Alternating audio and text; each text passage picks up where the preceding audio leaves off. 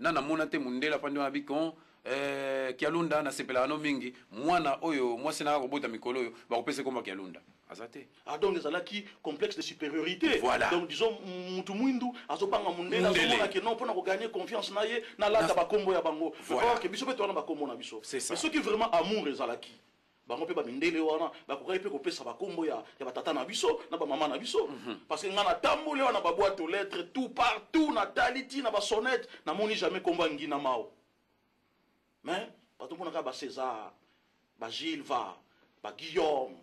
déjà ba kombo ya bango ba garder yango mais biso tozu ya bango to lati. C'est ça. Pour blona na lobi eza ba tata na biso ba salaki yango. Même na go pesa exemple ba ninga musu pe biso to travailler na bango na mesala to ba ko sala bina bande comme sous rosa non pembe na ba quartier misu na mona ba sala yango. Omoni ki tata wana aza mopaya. Aza na mbongo ebele mais le quoi to zokene ko kotoyer yetango to kende ko tala ya pe biso mbongo atali tato soto ke utala ele ayako tika biso apera biso mbongo ebele boye biso na bina pesa kombo ya mwana nanga ezala kombo na ye na uzasuna avantage koleka donc eloko no bi complexe ya infériorité ezalaki mais mususu wa kozela on a profit ya wana po yebike mutu wana za mbongo ebele so na pesi kombo mwana nanga mundele wana abana pesa nga nyonso e komaki na cadre pe ya profit.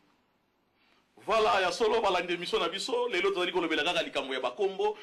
ya bakoko na biso totika yango libanda tozwa bakombo ya mindele tolati yango mais so totali malamu papa outu koloba wana normalement na tango wana ezalaki peut-être pasi pour na flatterie ko flatter ning batata na biso bapesaki bakombo wana mais so tolandi pe su malamu na angle mususu ezalaki il faut normalement pour bazwa yo na musala ou bien za un avantage na identité na yo faut ça na prénom catholique baba ne ko benga ngo prénom catholique donc tango za na kombo wana prénom catholique te donc ça montre que ozali mutu za libanda mais wana ezalaki na tango ya kala mais lelo pe tozomona ngwa na poto. Oui, na poto pesa. Na poto awa ukomona mwasi azana zemi mama na tata déjà bazali ko luka kombo bakopesa mwana na kata dictionnaire. Donc bazali ko luka kombo eko somme kitoko yoka Olga. Tango mususu batali non o photo pesa ye vraiment kombo merci. O photo pesa ye kombo donc ba kombo ebele o ezali ko sonne kitoko quoi. Kaka o ezali na dictionnaire mindele to oyo ezali vraiment ke ezali na kati ya Bible ya kala. Mais ba kombo bakoko na biso soko ye par exemple na ndako ya mama moko awa na poto aboti mwana apesi mwana ko monzanga mani baninga na ba koseka ye akomona lo waza ridicule na éviter ceux qui pona yo conseil ni no ko lo bapona makamona tali ko vivre parce que jusqu'à présent on a poto les arabes bandibu même aboti mwana apesa komba mesmen apesa kombo ya Isa apesa kombo ya Muhammad pona nini ezali ba kombo ya bakoko na bango conseil no ko pesa na biso batu la te na eloko lobi wana na ndenge barabi ya solo bonga na ndimanga bango na ndenge culture na bango ba respectaka ba ataza wapi ozomona ndito wakumuna na kolo exemple ata misusu wakumuna na bamboka na biso kuna soki bazaki na lotomo na bango yabike soki par exemple midi ebeti soki sengeli assemble na abondela na midi place nyonso ekutiye ezaza na balabala akotelema na pembeni wana wa déranger batute abondeli ezalo kwa ndenge olobi pona bakombo awa nyonso ba o nyonso barabi ngana yebi toujours kombo ezaka ya bango quelle que soit condition oyo pa ya mboka na afandi esengi ke basala ngote ba se respecter toujours basaka barabi bakotikala barabi mais ya biso nde mingi lelo na bandeko na biso mususu pe batu mwindo bakomi kozula ngo na cadre ya mabe na sens nini ke bakombo wana ya kala bakoko na biso bakopesa biso eza ya na ndenge elongo banité soit disant que soko zwi kombo makiadi vina yo mbebe oza makiadi na makiadi non mais pour yeba mutu wana kombo ne makiadi bapesa ki kombo makiadi wana ndenge nini eza bakombo ba malédiction et comme kako malédiction faut changer kombo neza malamu teko mais bapesa ki kombo wana pona likambo moko ezalaki yango bapesa ki kombo wana mama le musuko bota ezalaki pasi alingai kokupa metonga amoni ke nzamba salisi ndenga boti mwana wana apesi kombo moko pe ndagawa munyoso yebi ke abonga na sambela kabe na religion boye ngana sambela religion boye mais sengi tango na ba biloko musu ya administration et administratif na niveau ya bamboka tofandi esengi aso batali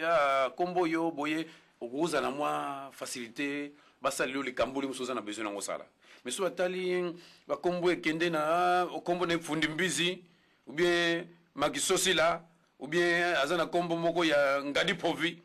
bakosala eloko moko te omoni mingi koma nde tolobaki liboso complexe na mosusu na ndenga profit na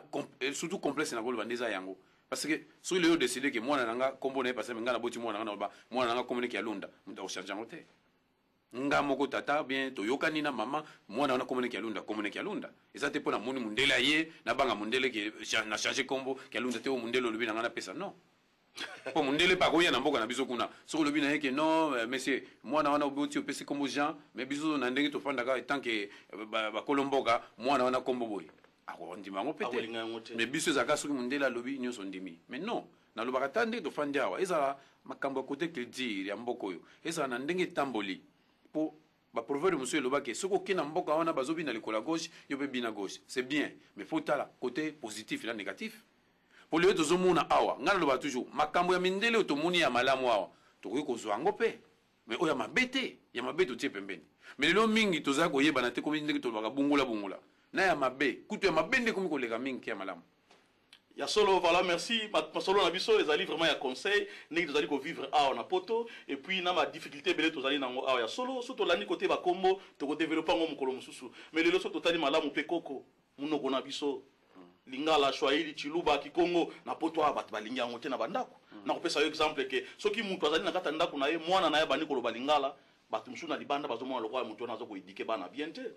eza lokola neti azoyokisa soni fale pa mwana aloba lingala be swahili be chiluba be kikongo donc mpona biso awa na poto il faut mwana kaka aloba anglais français ki néerlandais tout ça portugais ki allemand quoi mais alors que les arabes toujours na bandako na bango balobaka monoko na bango ya kiarabe bachinois bakontinaka yango mpona nini culture na bango ebunga te mais biso soko otali bana nyonso tozobota awa na poto lingala nien biso mpe batata moye toloba anglais ya kitoko na français ya kitoko eza te communication ezali te biso na bana mais nayebi te conseil noko ekopesa te na wana eloko olobi wana oui oza na raison mpo nga mpe nalobelaka yango omoni tokoza na bana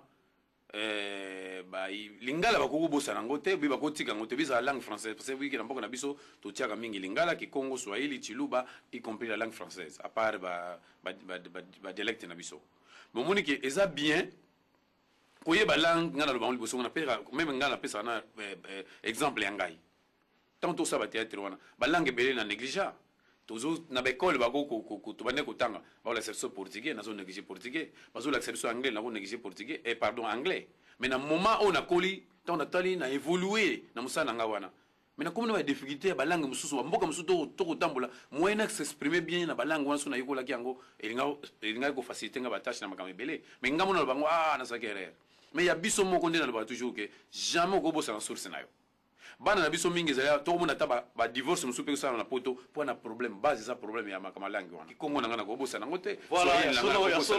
kiluba na nga ndambo nayebi na kobosana yango te ya solo merci vraiment balandi émission na biso masolo na biso ezali ya mikuse mais tokodéveloppe yango mikolo ekoya ya solo balangue na biso tobosana yango te na bandako tozali na bana ndenge tozali na babana na biso ya solo minoko nyonso bayekola parce que bazali bato bazali kovivre na mboka mondele mais balangue na biso minoko na biso chiluba kikongo swahili lingala nyonso wana tobosana yango te mpona bana parce que yango nde ezali langue na biso oyo tobanda kozala kokommunike nango biso na bana po tozala na badifficulté te batata na biso bautaki mpe bamboka bautaki ya ndenge na ndenge bayaki Kinshasa mais balangue na bango